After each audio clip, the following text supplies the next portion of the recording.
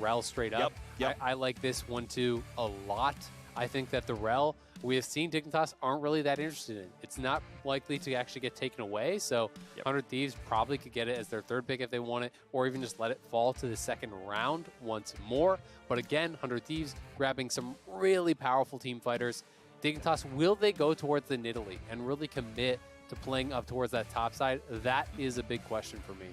It's the Orianna takeaway here. Okay. Gonna add that one into the mix. I'm looking at Soligo's all-time stats. I think it's one he's played a fair bit, but I'm actually very curious if it's not this year. It's number 3 for him all time. It's like number 4 or 5 for this year. So not a huge pick for him, but clearly a takeaway. They don't want Ryoma on his, like, it's his most played and his highest win rate of his popular champions. Like, I'm shocked that it took them to game 3 to get Ryoma off Orianna. Like, this to me would have been literally the first step of the draft is, who's the weakest performing member on the team? It's Ryoma. Okay, how can we get him uncomfortable and make him play weaker? It's Orianna ban.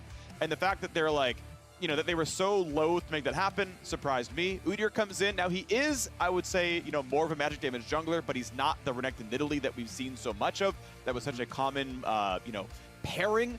So it still is some magic damage out of the jungle. It's still a good jungler overall. Gragas, likely a top laner, though can play support, of course. Yeah, I am expecting it to be up towards the top side, but you could go into a situation where, all right, you leave Gragas here as a flex, and then if Dignitas ban out, you know, the Rell, and they ban out, you know, maybe the set or whatever else, and you're saying, all right, well, now we're pinched a bit, then you can just put it down towards that support role, and that can be very nice. Going towards the Udyr here, of course, it is a tremendous amount of CC when actually paired up with that Renekton, so tank Gragas, stacking armor, you know, up on the top side, or at least stacking some early health up on the top side with a W damage reduction could really help to keep him alive, because you do have to be very, very scared about the pressure coming through from there. Of course, it's not as explosive as something like a Nidalee, I would say, but if you are pushed too far up, you will get locked down, you will get killed off, and the Udyr has the added advantage of being stronger in the 5v5.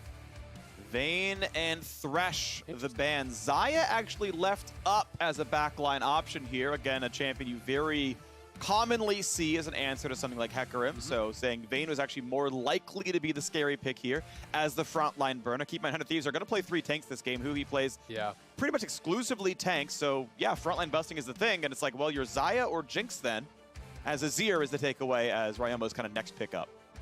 And Vayne has actually been getting played more into Kaisa. Saw it a couple of times in the LEC recently. Have been seeing it, you know, more as an answer there. Considered to be a pretty good matchup. And if you do expect a lot of frontline coming through, that can make a lot of sense.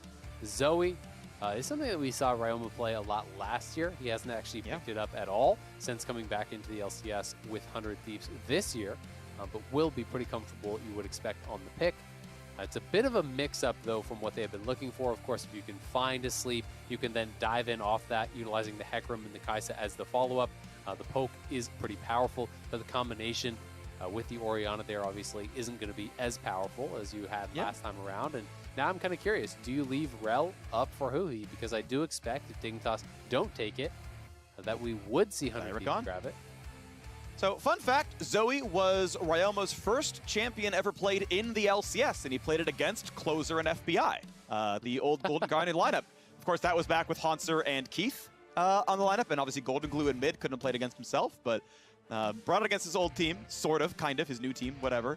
Rell is coming through, of course. Xayah, Rakan, very, very strong.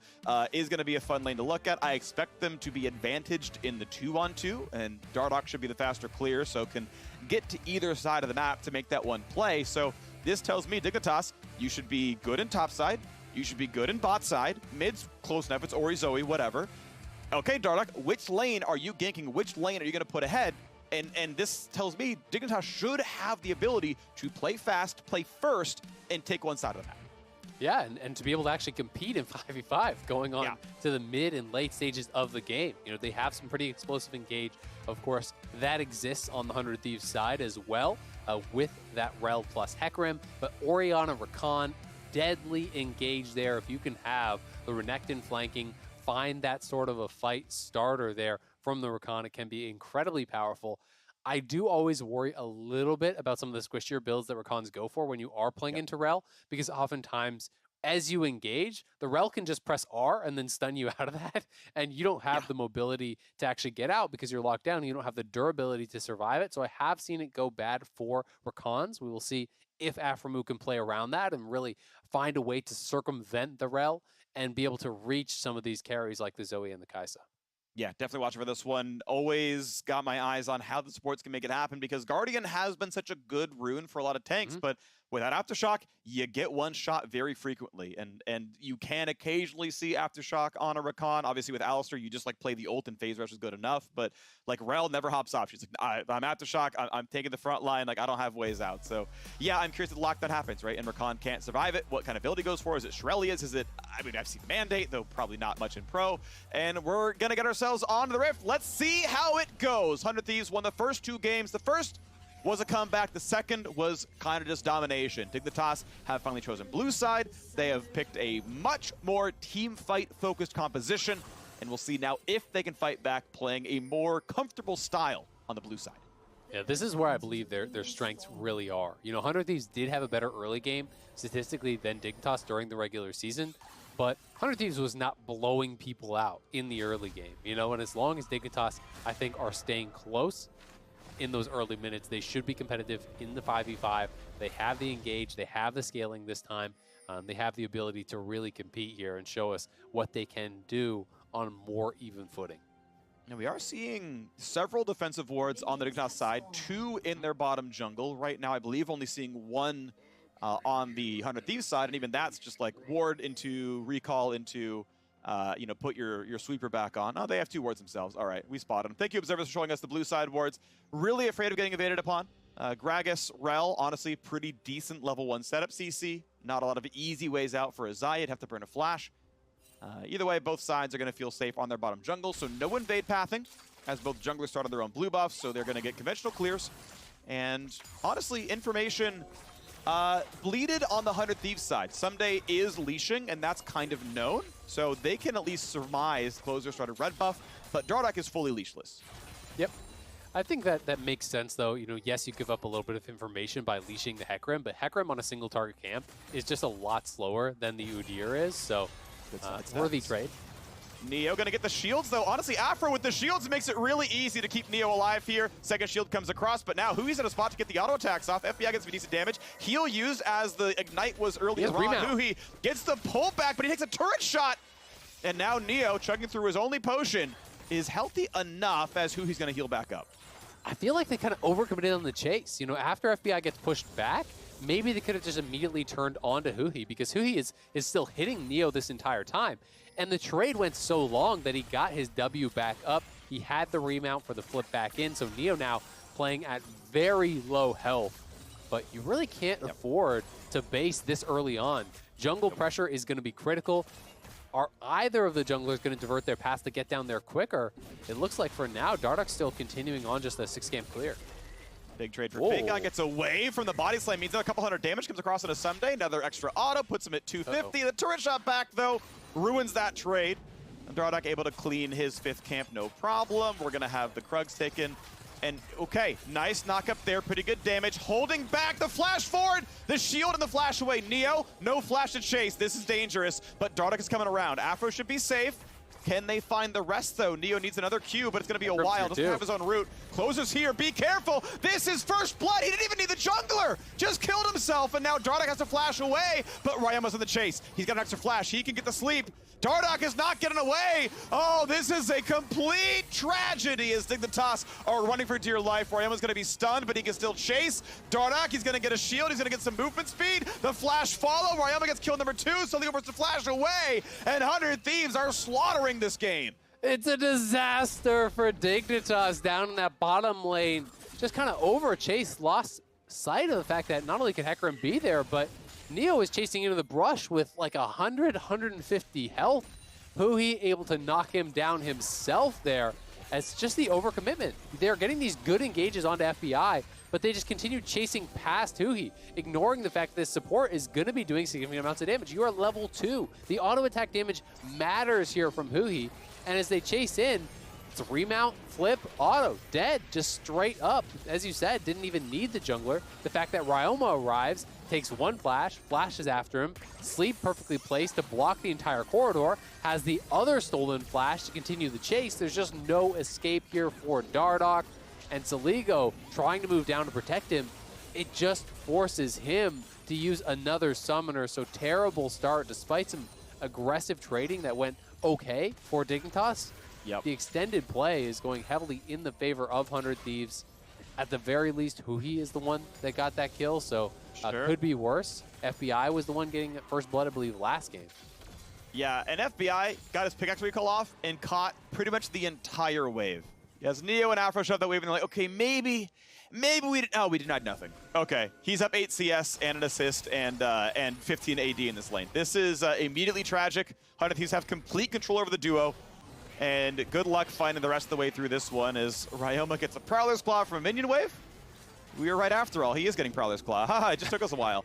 Obviously, that was Soligo in the previous game, but it still goes through as, yeah, mid lane's under fire. And all right, we'll see if Dardoch can turn something around with Udyr ganks down the line, but this is looking so good for 100 Thieves in game 3. There's the Prowler's Claw. Nice try in the sleep. Yeah, that was pretty clever. Would have been nice if he could have actually connected on it. Both junglers down here. This fight will mean a lot if it does knock up. Decent damage on a Huhi. Closer can no way get in, but how about with Dardoch? Will they take the play? They find a stun on FBI. The root's going to be available in a second, but Dardoch is running out of health. He's ignited. Huhi may be traded. He should die to the ignite. One more tick. Oh, you gotta be kidding me. 13 health. He stays alive. And now Ryoma's here as well. Oh, it's getting bad to worse, to worse, to worse. Dignitas stuck in the turret. 2 more kills coming soon, I think. Yeah, Soligo, you got to TP. You got to defend them. I feel like it's GG if they get dove, but they're just, okay, now he's TP. So this is one of those situations that, for me, are so frustrating where, you know, the early fight goes bad, and then as a result, you have slightly less gold, and then you lose the next fight barely again. You know, you pointed out to 15 AD. Huhi lived with 13 health. Yeah. Like, there's multiple attacks with 15 additional AD. Would have easily been a kill, but that's the difference of that previous fight. And that is a perfect example of how League of Legends games can snowball out of control, where even if it's an evenly played fight, it's no longer on an even field. Dardoch goes in here, gets the stun, but takes so much damage moving through. As the Kaisa Q is not split with anything, it is all fully targeted on him. Huhi goes in for the engage. Even if he went down, taking the jungler out there is a worthwhile trade, and they're able to stay around long enough to even force out that TP. So 100 Thieves looking really good on this bottom side. They can continue to play through it because they are winning. At the very least, Dignitas have fallback patterns. As long as the mental stays strong, you will have a chance in this game. You have some very powerful 5v5. You have scaling across your roles. This is not the same situation as last time. Is FakeGod in danger? He was winning top side, right? A completely uninterrupted top lane 1v1 got him a momentary 15 CS lead. It'll still be 10 after the wave goes down. But Closer's here to play the 2-on-2. Nice! Ooh. Dash away. Yeah, you pretty much lock in the direction of the Hecarim charge once you start the auto. So it just kind of gets pushed upwards, doesn't really care. Out he goes, no problem. Now the re-engage could be nice, though, as Afro's going to be with a squad. They're not spawning. See him. Does Ssumday die? No aftershock, right? Only a tier, no tank stats whatsoever. Renekton going to be the first one to pull aggro, gets a shield, good to flash the shockwave. More damage across, gets away, gets to drop the turret aggro. Soligo takes the turret shot as FakeGod drops it, though, and it's a 1-for-1 despite the nice looking dive from Dignitas. I still think it's worth, because you are denying the wave to Ssumday. You know, I think it's a worthwhile kill. Also, the fact that Soligo gets it, I think you would rather have the gold on that Orianna than on the Hecarim on the other side. But they got pretty lucky with the timing, because if Closer had actually spotted them there, they would not have been able to go for it. Yeah. And now Dardoch may be out too far. He's in trouble. Damage on Ryoma. Flash away from Dardoch now. Both his flashes have been to get away from Ryoma. He hasn't gotten enough done. 0-2-0 on his scoreline with Ninja Tabby or Plated Steel Caps now. This entire time, by the way, FBI has been alone in bottom lane. This is now 2, maybe 3 waves crashing the turret. He's getting at least a second plate here, and that's a huge deal. All right, here it is one more time. Ulti pop. Now, the aggro is held there by FakeGod. Soligo, though, is being focused down by Closer, and FakeGod cannot tank any additional tower shots, and it just goes right on to Soligo. They're helping them and burn it down, but yeah, I absolutely hate that Rift Herald call. You just died on top side. Your mid lane just died, so you have no mid lane priority, and you call up your bot laner to go for this Herald when you're already hard losing bot lane, giving up even more experience and gold. Yep, well, supports are here, 4v4 as Gragas clears the wave and comes down, level 8 onto him. Aphro gonna find a bit of a slow. Ryoma holding on to a flash, which makes it very easy, but Ryoma is out of mana entirely. There is no mid laner in this fight. It's a smite fight at best. Here comes the dive, fear onto a couple. Big damage to the FakeGod. One already down is the Orianna. FakeGod trying to find the re-engage as Ryoma just gonna put in the shots. Herald goes over the red squad, a second kill as well, and Dignitas are just bleeding out faster and faster. Dardoch is gonna drop as well. He has no escape path whatsoever. A 3-0 team fight. The Herald picked up as well. Dignitas do not know when to quit. It is just an absolute slaughter here. It feels like the mental has broken for Dig. I do not understand the back-to-back Herald calls there whatsoever. You are not in a winning position on the top side. You know, the first Herald call, Soligo is dead, and they go straight to Herald after that. Ryoma's mid lane, right? They're going to be able to contest you. They push you back there, and the fact they called up Neo just puts him so much further behind. Then they send Neo down to bot lane. They just decide, hey, let's just try it again. You know, Aphro's not even 6. It's not like they have any sort of explosive engage. Renekton ult isn't up. Orianna ult isn't up. You know, in what world are you going to win this 5v5 when the key ultis are available for your opponents and you have none, right? It just doesn't really make sense here. It's such an overforce for Dignitas, which just really smells like, you know, desperation, tilt, whatever you want to call it. And the fact that FBI is able to roam up here and be involved in yet another kill. He's got a full item completed. Look at the inventory for Neo. This game just feels like it's over. Kraken Slayer to pickaxe. Yeah, that's you know, the level 1 RPG character to someone who actually, you know, did all the dailies for a couple of months and's got purples. It's like I started with my mining axe. Okay, a flash, and Soligo's still gonna get brought back in, stunned away as well. Down to 400, will stay alive as Ryoma couldn't find the rest of it, but this is a very, very long road ahead. A grindy victory if Dignitas ever get there. The frustrating thing for me is that, yes, Dignitas were behind, but before that Herald stuff, you really weren't that far behind. You know, it was like 1 or 2K, and one good 5v5 with the composition that they actually have a lot of playmaking, right? With the Rakan Orianna, one good Renekton flank, you can maybe come back into the game. But when you abandon ship on bot lane, you're putting FBI extremely ahead, and you opt into a 4v4 without your ultimates available. There's just no way to reasonably win that fight, and 100 Thieves are going to take full advantage. They are just destroying them.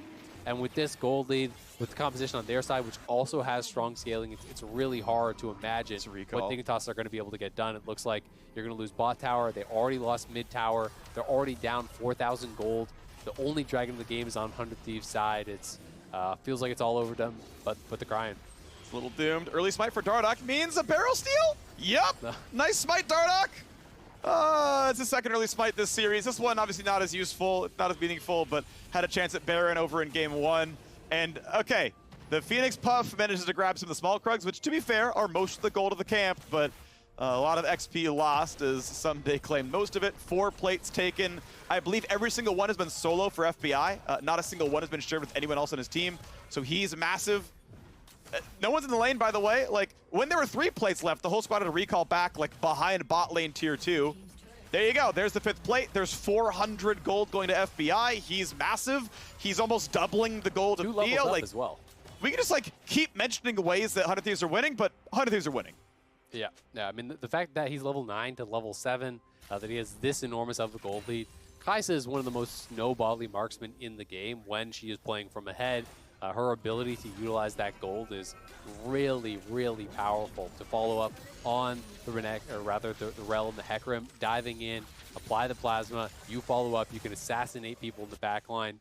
Working quickly towards that second item, has just about as many components towards the second as Neo has towards the first. So it's going to take a miracle now for Dignitas. We'll see if they can find any sort of incredible engage. Pretty much feels like it has to be Rakan plus Orianna. You know, you find a multi-man engage into a multi-man shockwave.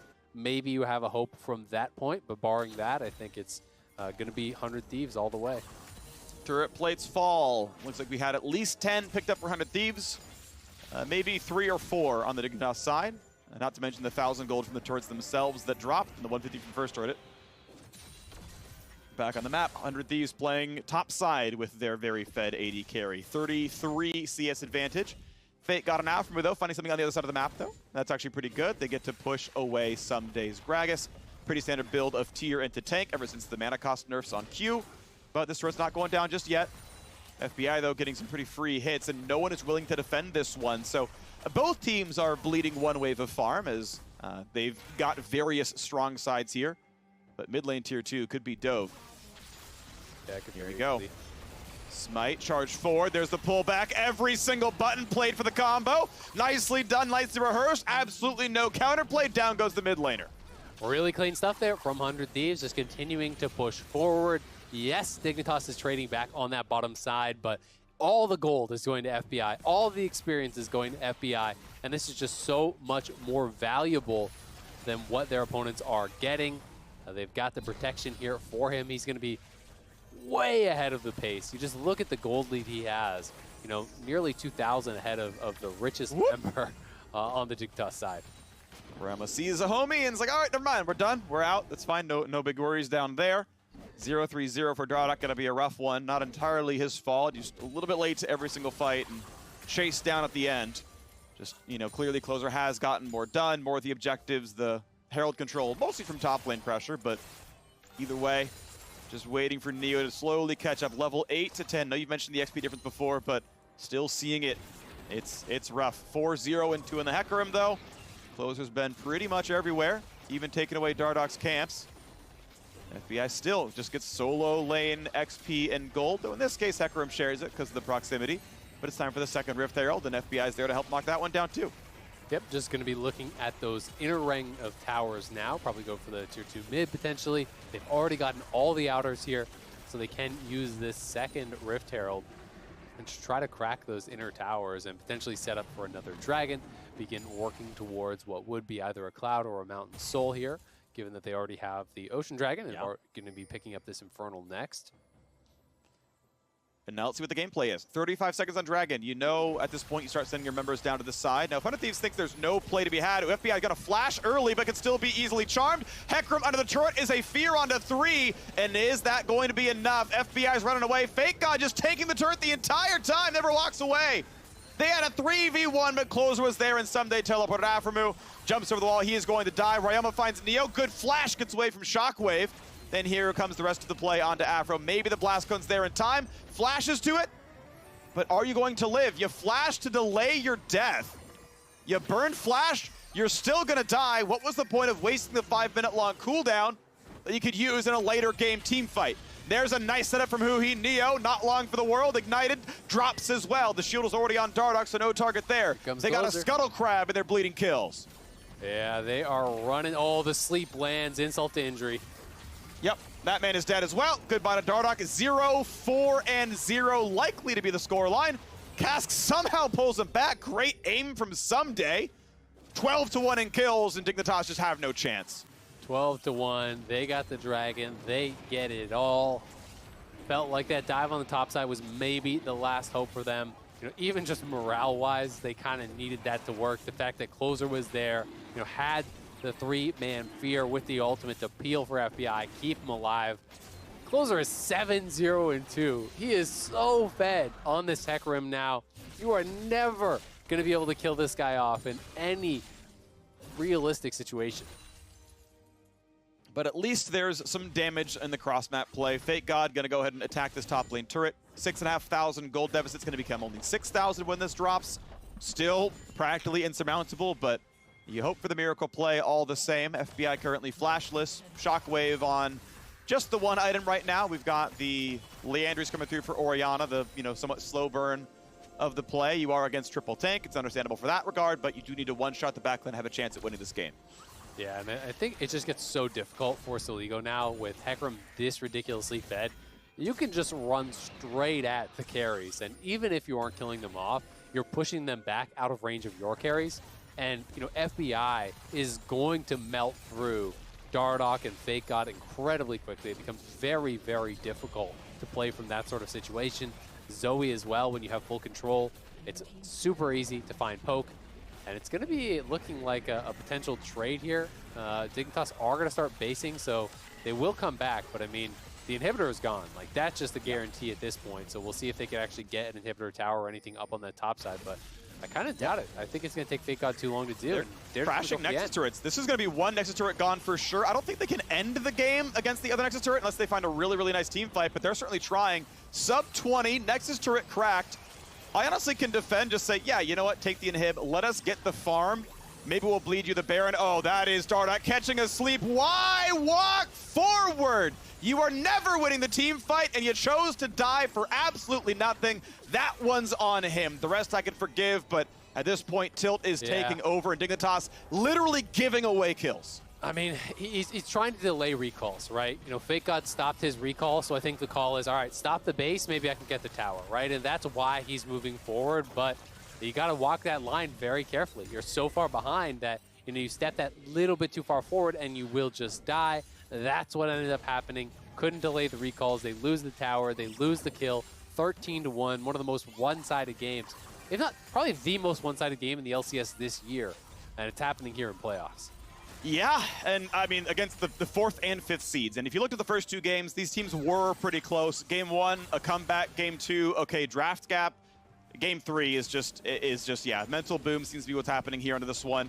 Congrats, of course, to 100 Thieves. It is a little unsatisfying to see Game 3 not be as close as it could have been, of course, but as Dardoch keeps spamming the passive-aggressive Lux emotes, as he's tilted, 100 Thieves, we can celebrate them. The fact that, look, they did stick to their guns. They said, look, Ryomo's the future of this team. He has been getting better, I would say, over the course of time. Obviously, the reasonably clean 3 over Dig is well played. Closer kind of getting some redemption arc as well, and the fact that I think his 2nd and 3rd game were very good. I mean, this game is monstrously good. Yeah. And I would say that, to me, Ryoma has never been the problem. It's just more that 100 Thieves have needed people to step up and offer aggression. We'll see if they can pick off Ryoma. Kill number 2. Nope. Ult stopwatch. Huhi re-engage. We've got FBI there. 113, 114. Make it 115 as the squad runs away yet again. Gold leads at work. That stopwatch makes sure that happens. Finally! All right. FakeGod got to play League of Legends. He is part of both and the only kills his team has gotten as he slays one more member. But hey, it's 2-16. It's time to run for the free Baron. Yep, 100 Thieves is going to be able to get Baron, and it's just been nice to see people stepping up for 100 Thieves, you know, giving them the go buttons, giving them the windows of opportunity to kind of create the aggression that they were lacking, and that was something that people were criticizing them for. When you look back to Game 1, Ssumday on the Gnar was so damn good. He was creating plays for 100 Thieves constantly. You know, Game 2, it was a lot about the team fights, about the combos that they're able to pull off here. Game 3, Closer was just in the right place, the right time, every single time. Felt like he was always beating Dardoch to the punch and has been having just a fantastic performance. Here again, Dignitas going for the picks. It's really all they can do in this type of situation, but they are so far behind. FBI is just shredding through them. You can see FakeGod flashing in, is able to get a shutdown, get a kill back for the squad, but of course it is 4 for 1, 3 for 1 rather, on that trade, and the Baron as well, going the way of 100 Thieves. So closing on that 10,000 gold lead here, we're only about 23 minutes in. Yeah, geez. The pace at which 100 Thieves are dismantling Dignitas is actually pretty startling here. So yeah, crossing 23 minutes right now. Next dragon spawns in a moment. The first dragon was killed pretty late into this one, but an easy Mountain Drake when they want it. In no world do 100 Thieves need Mountain Soul. They likely end before the 4th dragon would ever spawn. But with the Red Bull Baron on, they're knocking down top lane tier 2. We know there's 2 more inhibs that can be attacked as Renekton cleans up bot lane for a moment and rejoins the team. Waiting now for the first turret dive as Orianna tries to find some poke. I think this game ends during the Baron buff. I would be really surprised if it doesn't with this much of a lead this early. With the bottom lane inhibitor already down and pressure coming in from all 3 waves, it feels so hard to defend. You know, Zoe lands asleep on the right person, the game is just going to end, and we'll see if they even need it. 100 Thieves closing in. Orianna over the wall, finds the stun. Afro cannot get the ult. The FBI dodges it with just the move speed, but now into the back line comes the galloping horse. Closer goes in for Dardoch, can't find the rest of the kill. Big root from Neo, though. This re-engage isn't enough. Closer finds one, traded back, though. Closer, stunned in turret range, has to ult away. And Dignitas find at least an equal fight in the 5v5 under the turrets, but the rotate to mid lane. There's already a wave. Good macro by 100 Thieves to shepherd them in, and Ssumday TP's back in full health. Means it's time to siege for the Nexus as well. The wave is there, Baron buff is on. They can close out the wave, but it's back to top side. Unfortunately, with the extra minions, with the good waves being pushed in, Dignitas can't be everywhere at once, and these will still knock down both other inhibitors off of an equal team fight.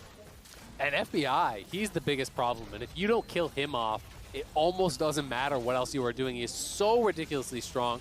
The triple inhib is completed. Looks like that bottom lane inhib will respawn here quickly.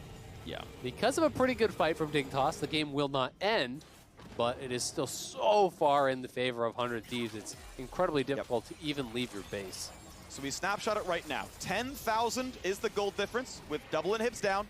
And the only objective to play for is this one mountain trade. Baron's going to spawn before the inhibs come back up, so that's going to be a freebie, and that's going to be, you know, probably that picking up and closing the game out. But I'm always curious, you know, how much gold can be bled back, because with the supers pushing in, if you're not directly sieging, since Baron's timing out right now, and that power play only 2,500, if you're not directly sieging, it is money being earned back by the defending team. I agree. I think in a situation this extreme, though, I think you don't have to wait for Baron, right? Like, there's only one Nexus tower. You are so far ahead. Just walk down, kill the third inhibitor, and then walk up to that one Nexus tower with your 10,000 gold lead and 3 lanes of supers and end the game, right? There's really nothing that Dignitas should be able to do to stop that. There's no real infrastructure left in the base, and you're so much weaker.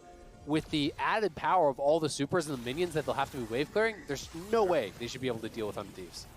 9.5k plus 2 waves of supers, as you're saying, Azael looking to end the game right now. Grab the Drake, because you might as well. It doesn't take much time. Here comes the engage. Huge, 7-3. Oh, my word. The cask there as well. You are right, Azael. They didn't need anything else but the willingness to go for the fight.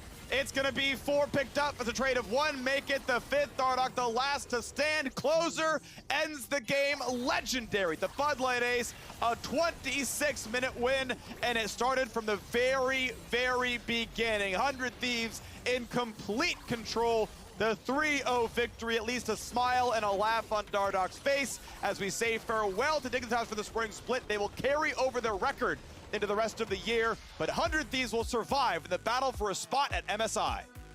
An absolute shellacking from 100 Thieves, crushing through in that final game. Each subsequent game looked more and more in their favor. Game 1, they had to come back. Game 2, they were fully in control the whole time. And Game 3 did not look even close. They were in an entirely different league as far as the play, as far as the coordination that they were actually demonstrating here in this final game. A disappointing exit to the playoffs for Dignitas, but clearly the better team did win here today. I think, you know, Dignitas changed up their drafts too little too late. I think what was their best draft potentially was their worst performance. And as a result, 100 Thieves, they just destroyed them. Yeah, the one time FakeGod was given a good lane matchup, he actually did pretty well in it, right? Ultimately said, you know, we're going to play in our weak side, and Ssumday abused him, and the rest of the squad couldn't quite get the rest of it over the line, and Ssumday had big performances, and then he got his good Renekton, and bot lane just fell apart so rapidly. I mean, well done to FBI and Huhi to play the 2-on-2 very well, don't get me wrong. Those kills were all without intervention. It's when it happened later on that it got really, really pear-shaped, but still, well played 100 Thieves, a deserved 3-0. Good job to them, and again, we bid farewell to Dignitas until the summer split starts with the records carrying over. Now, that's going to do it for us. That is it for the series. That's all. But on the other side, we're going to